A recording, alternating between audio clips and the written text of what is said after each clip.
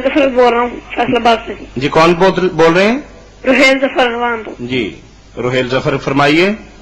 अगर मुझे सवाल करना है कि शिया जो है ना वो जब नमाज पढ़ते हैं हाँ जी तो वो हाथ नहीं बांध के नमाज पढ़ते। जी जी। ठीक है।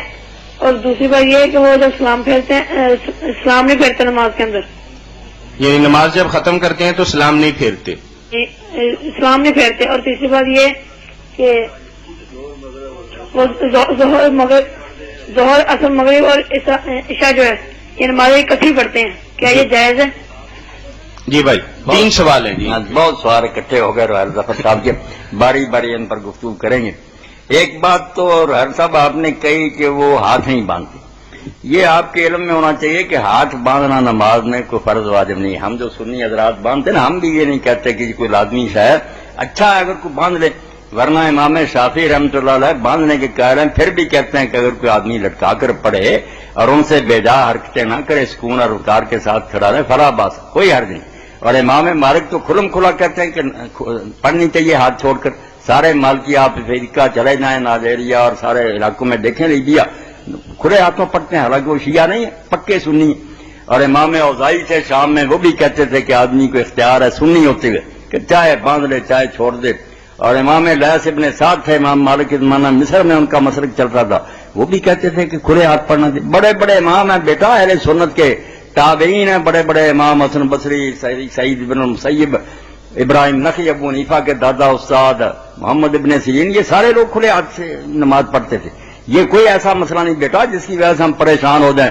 एक अच्छा काम है अगर हम बांधते, वरना वो भी तरीका ठीक है। अब्दुल्ला इब्न जुबैर साहब भी हाथ छोड़कर पढ़ते थे। मुसन्नफ इब्न अबी शैबा अगर कोई अहले इल्म ले ले तो उसमें देख रहे बाप बांधा हुआ कि वो उन लोगों का बयान जो हाथ छोड़कर नमाज पढ़े, बड़े बड़े हमारे अहले सुन्नत के ताबईन और साहबा, कोई मसला नहीं बेटा। ये दूसरी क्या बात है कि सलाम नहीं करती, ये आपकी गलत इतला है। कोई ऐसा मुसलमान नहीं जो सलाम के बगैर नमाज खत्म करता।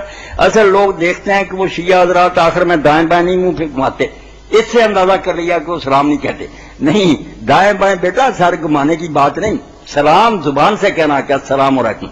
ये इमाम मालिक के मानने वाले भी एक सलाम कहते हैं, हदीस से भी साबित है कि 2 सलाम भी हुजूर ने कहा, कभी एक पर ही खत्म किया। ये सुन्नत भी इल्म में रखें ताकि आप अगर मिस्र जाएं या अफ्रीका जाएं, वहां मालकी इमाम के पीछे पड़े, आप इंतजार करते रहेंगे कि दोनों तरफ मुंह फेरे, नहीं, वो सीधा ही मुंह रखेगा, आखिर में कह दिया अस्सलाम वालेकुम, आगे भी नहीं पड़ेगा।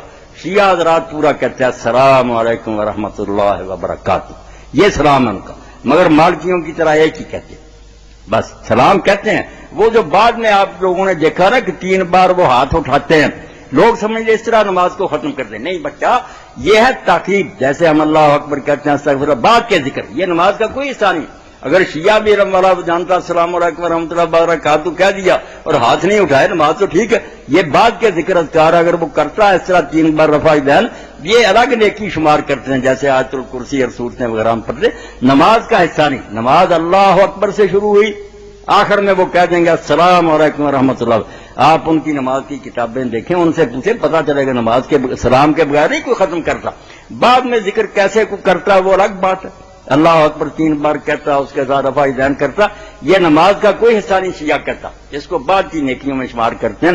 बेफिक्र हो जाए, नमाजें सब मुसलमानों की दुरुस्त है। तीसरी बात कौन सी थी? मगरिबैन और ज़ोहरैन के, मगरिबैन और जो ज़ोहरैन को जमा